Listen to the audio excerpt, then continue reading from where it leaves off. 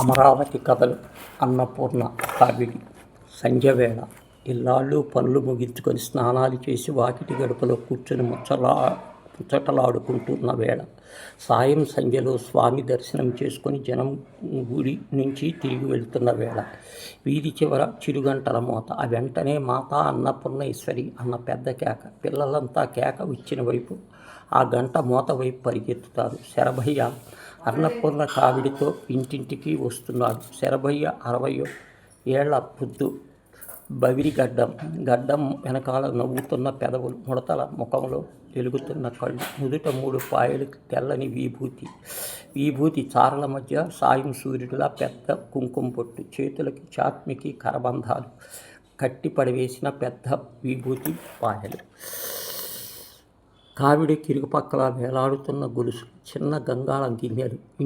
ఇంట ముందు ఆగి ఒక గిన్నెలో అన్నం, మరో గిన్నెలో కూరలు వేయించుకున్నాడు శరభయ్య. మా తాన్న పూర్ణేశ్వరి అని తప్ప వేరే మాట అనలేదు.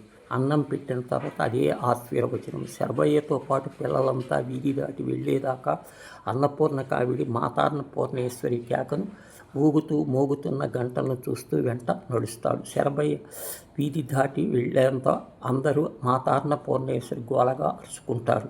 అన్నం కూరలు వాళ్ళు పెట్టి మిగిలింది తను తిని, మిగలకపోతే కృష్ణాజలం తాగి శంభో అనుకుంటూ పొద్దుపోయేదాకా మీటుకుంటూ తత్వాలు పాడుతూ నిద్రపోతాడు. నల్లగా ఉన్న శాంతమ్మ కాదని ఎర్రగా ఉన్న కాంతమ్మకు చేసుకున్నాడు. కాంతమ్మ కాపురానికి వచ్చిన 6 నెలల్లో అత్తమామల్ని అరుగుల మీద తోలింది.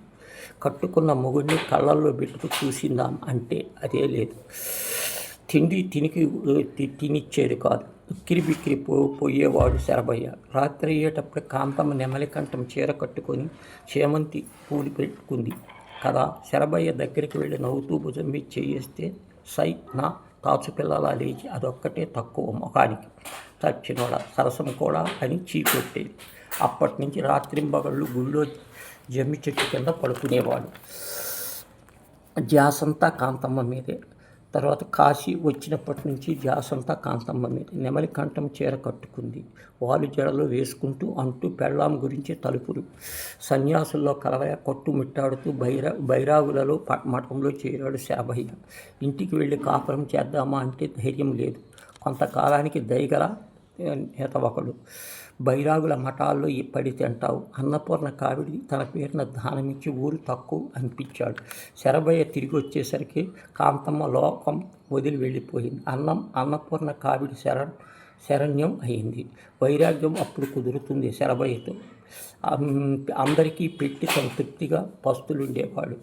శరభయ్య తత్వాలు పొడలేక సిద్ధయ్య అనే కుంటి పిచ్చగాడు సాయం పాడేవాడు. ఆ మాట విని శరభయ్య నవ్వి అన్నాడు, పిచ్చోడ, అన్నపూర్ణ లాంటి పెళ్ళాన్ని కోరుకోవాలి కానీ అన్నపూర్ణ కావిడిని కోరుకుంటారా? అన్నం పెట్టే అలిని కోరుకోవాలి కానీ అడుక్కు తినే పెళ్ళాం కావాలంటారా? పాపం, నిజమే అనుకున్నాడు సిద్ధయ్య. అన్నపూర్ణ లాంటి ఆకలి కోసం వెతికాడు. కుంటి సిద్ధయ్యకు పిల్లలు ఎవరిస్తారు? అడుక్కు తినే పళ్ళెమి మిగిలింది.